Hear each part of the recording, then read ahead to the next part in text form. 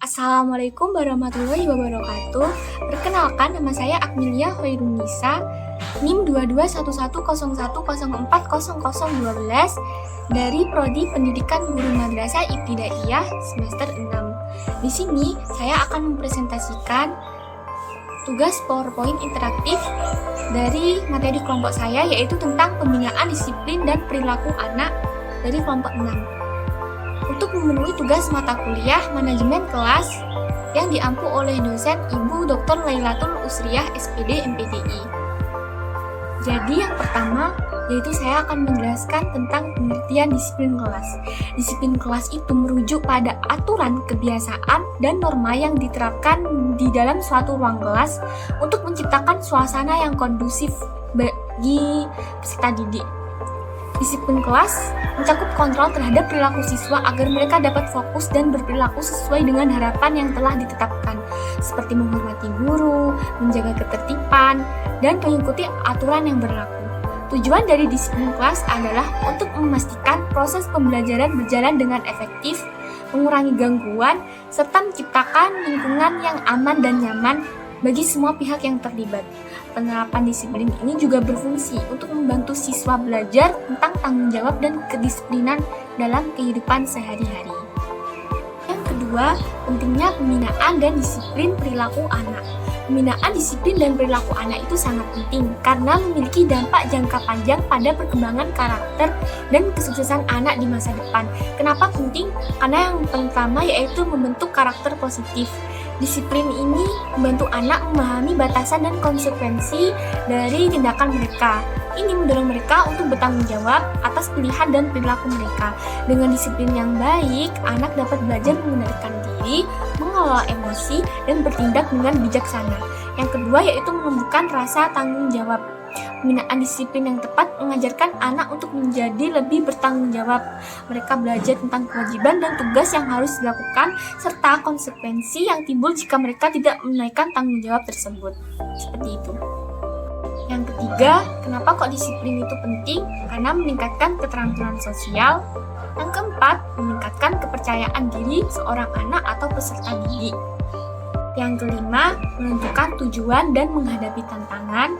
Dan yang terakhir yaitu mencegah perilaku negatif dari seorang anak atau juga peserta didik. Nah, seperti itu pentingnya pembinaan disiplin perilaku anak. Yang ketiga yaitu teknik pembinaan disiplin kelas. Yang pertama, biasanya guru bisa menggunakan teknik otoriter. Jadi teknik otoriter ini di mana guru berperan sebagai otoritas yang dominan dengan kontrol penuh atas kegiatan pembelajaran dan perilaku siswa. Dalam pendekatan ini, guru lebih sering memberi perintah dan instruksi. Saudara siswa diharapkan untuk mengikuti aturan dan tugas yang telah ditetapkan tanpa banyak kebebasan untuk berpendapat atau berpartisipasi aktif. Yang kedua yaitu teknik permisif. Jadi teknik permisif ini merupakan lawan dari teknik otoriter. Pada teknik ini, guru memberikan kebebasan kepada anak dalam mengembangkan perilakunya. Dalam hal ini, campur tangan guru yang berlebihan dianggap menjadi suatu hambatan bagi anak dalam menentukan segala tindakannya dalam berperilaku. Teknik ini mengarahkan anak untuk berperilaku yang sesuai dengan aturan dan kebiasaan yang ada dalam kelompoknya. Anak diperbolehkan untuk melakukan apa saja. Yang ketiga yaitu teknik demokratis. Yaitu di sini teknik demokratis menekankan pada pemberian kesempatan pada anak untuk tumbuh dan berkembang secara wajar. Dasar pemikiran dari teknik ini adalah mengembangkan kendali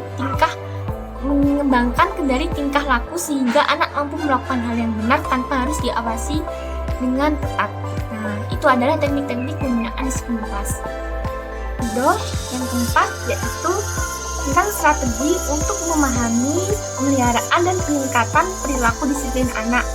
Jadi, itu ada 6 strategi. Yang pertama bisa dengan konsistensi, yang kedua komunikasi efektif, ketiga pemberian contoh, keempat pujian dan penghargaan, kelima konsekuensi logis, dan yang terakhir yaitu pembiasaan. Nah, itu adalah strategi untuk memahami pemeliharaan dan peningkatan perilaku disiplin anak. Yang atau kelima, yaitu tentang penerapan hukuman dan hadiah. Penerapan hukuman dan hadiah kepada peserta didik merupakan bagian penting dalam pendidikan untuk membentuk karakter, disiplin, dan motivasi mereka.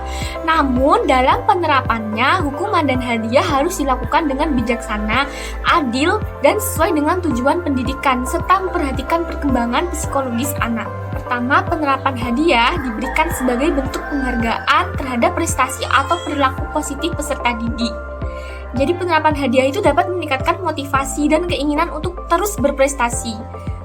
Ya, jenis-jenisnya itu bisa berupa tentang hadiah verbal, seperti ucapan pujian seperti bagus sekali, kamu telah bekerja dengan sangat baik, atau bisa juga dengan fisik, yaitu memberikan penghargaan berupa buku, alat tulis, atau hadiah kecil lainnya, atau hadiah non-fisik.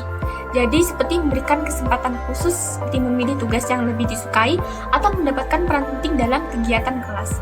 Itu adalah penerapan hadiah. Yang kedua, penerapan hukuman. Hukuman diberikan sebagai akibat dari perilaku yang tidak sesuai dengan harapan atau norma yang telah ditetapkan. Hukuman bertujuan untuk mendidik peserta didik agar lebih menyadari kesalahannya dan tidak mengulanginya lagi. Biasanya hukuman ini disebut dengan punishment.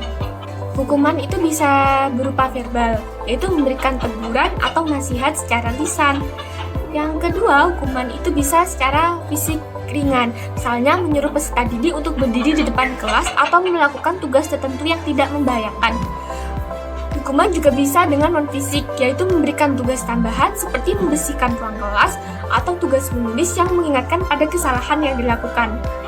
Hukuman sosial, misalnya meminta peserta didik untuk meminta maaf kepada teman-teman sekelas ataupun guru. Nah, seperti itu. Mungkin hanya itu yang bisa saya presentasikan, materi tentang pembinaan disiplin dan perilaku anak. Semoga bisa bermanfaat untuk teman-teman. Sekian dari saya. Mohon maaf jika banyak kesalahan dan kekurangan dalam penyampaian materi. Saya tutup. Sekian. Wassalamualaikum warahmatullahi wabarakatuh. Mungkin hanya itu yang bisa saya presentasikan, materi tentang pembinaan disiplin